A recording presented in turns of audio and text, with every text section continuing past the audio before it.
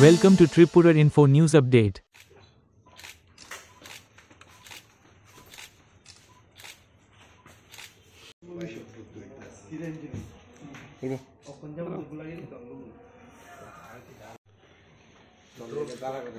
দাদা একটু এদিকে 2025 নববর্ষের প্রথমে শুভেচ্ছা এবং অভিনন্দন জানিয়ে আজকে আপনাদের আহ্বান করার ইনভাইট করার মূল বিষয়টা আমরা তুলে ধরব।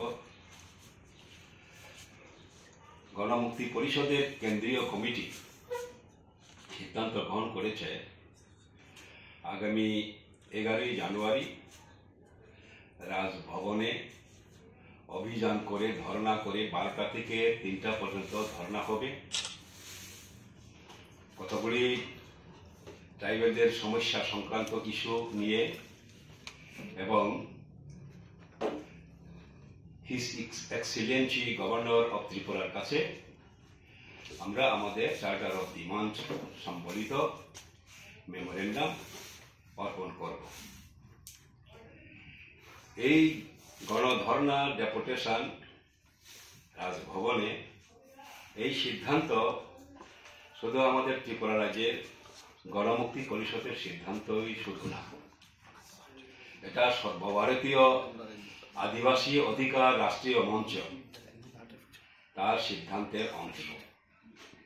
গত 1 ডিসেম্বর দিল্লিতে হরকিষণ সিং সুরজিৎ ভবনে সারা দেশের বিভিন্ন ট্রাইবেল সংগঠনের একটা কনভেনশন হয় আদিবাসী অধিকার রাষ্ট্রীয় মঞ্চের আহ্বানে, এবং তার সঙ্গে আদিবাসী রিসার্চ অ্যান্ড ডেভেলপমেন্ট সেন্টার আর একটা এনজিও, এই দুই সংগঠন মিলে সেই কনভেনশনের আয়োজন করে 3 শতাধিক প্রতিনিধি আদিবাসী প্রতিনিধি বিভিন্ন রাজ্য থেকে সেই কনভেনশনে যোগদান করে, এবং তার সঙ্গে আমাদের ভ্রাতৃপ্রতিম যে সংগঠন সারা ভারত কৃষক সভা, ক্ষেত মজদুর ইউনিয়ন, দলিত শোষণ মুক্তি, গণতান্ত্রিক নারী সমিতি, এই সমস্ত সংগঠনগুলির নেতৃত্বও এই কনভেনশনে উপস্থিত ছিলেন।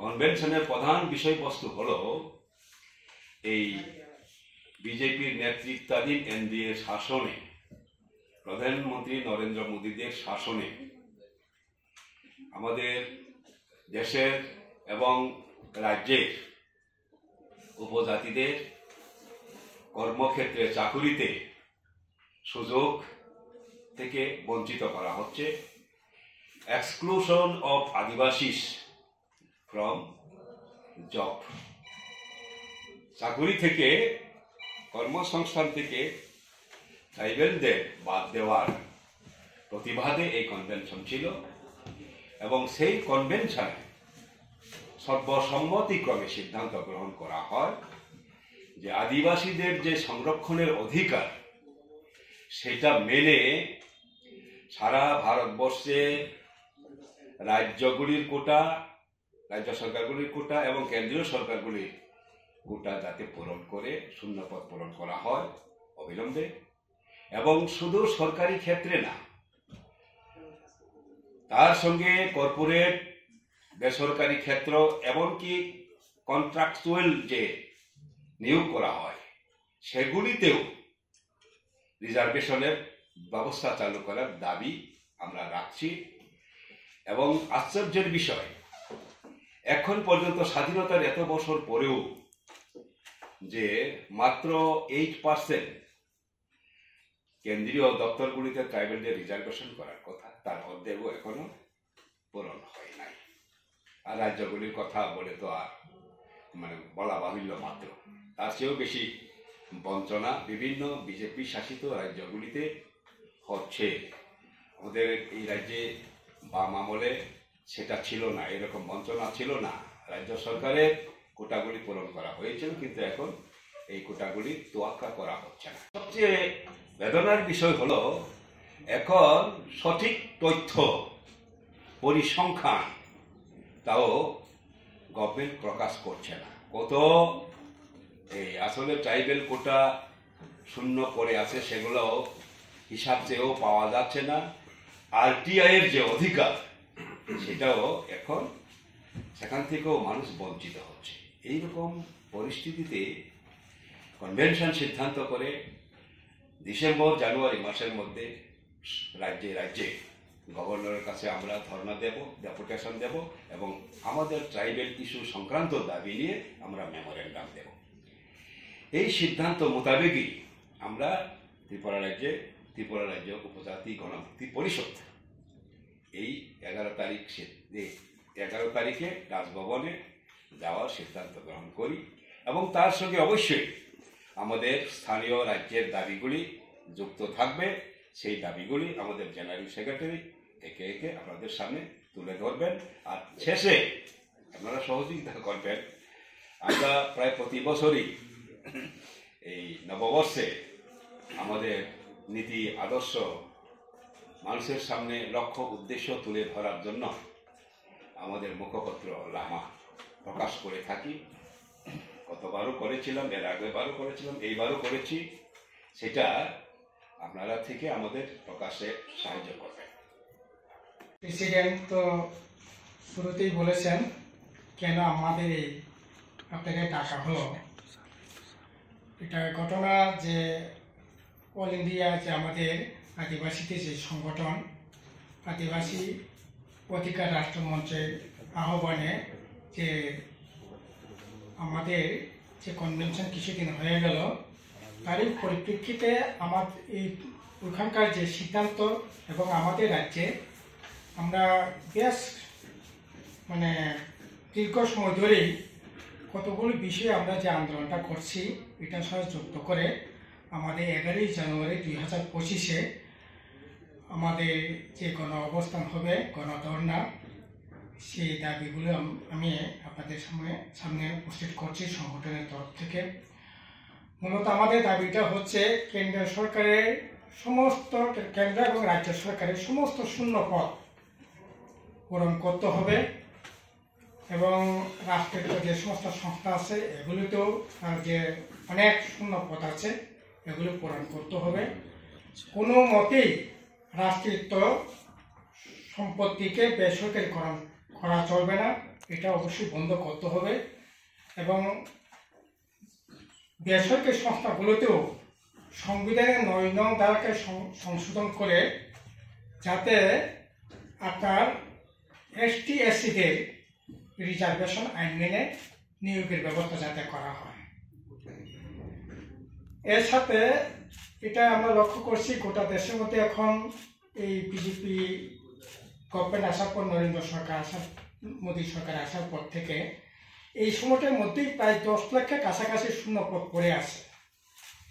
এর মধ্যে রেল সবচেয়ে বেশি বলা যেতে পারে, প্রায় 3.5 লক্ষের মতো, স্বরাষ্ট্র মতো, প্রতিরক্ষা মতো অত্যন্ত স্পর্শকাতর, অত্যন্ত ইম্পর্টেন্ট দেশ রক্ষার প্রশ্নে এগুলিতে অত্যন্ত দরকার। সেগুলোতেও দেখা গেছে প্রতিরক্ষা দপ্তরে প্রায় 2.5 লক্ষের মতো শূন্যপদ পড়ে আছে, স্বরাষ্ট্র দপ্তরে প্রায় 1.5 লক্ষের মতো। আর নিয়োগ তো হচ্ছেই না, বরংশ যেগুলি ছিল এগুলি পর্যন্ত সেখানে অবলুপ্তি ঘটানো হয়েছে। ইতিমধ্যে এই সময়টার মধ্যেই প্রায় 1.5 লক্ষের কাছাকাছি ST-দের সেখানে পদ অবলুপ্তি ঘটিয়েছে।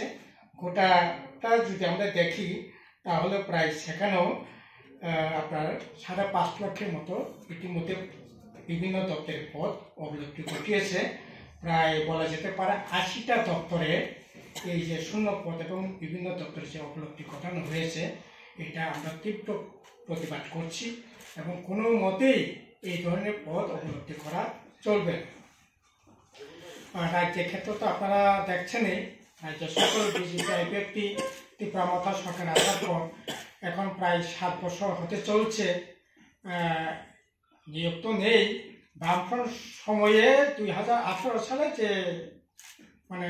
সরকারি কর্মচারী ছিল, যে সংখ্যাই ছিল, এটা পর্যন্ত এখন এর থেকে প্রায় আপনার 50,000-এর উপর সেখানে তার বামফ্রন্টের সময়কালে যা ছিল তার চাইতে কমে গেছে।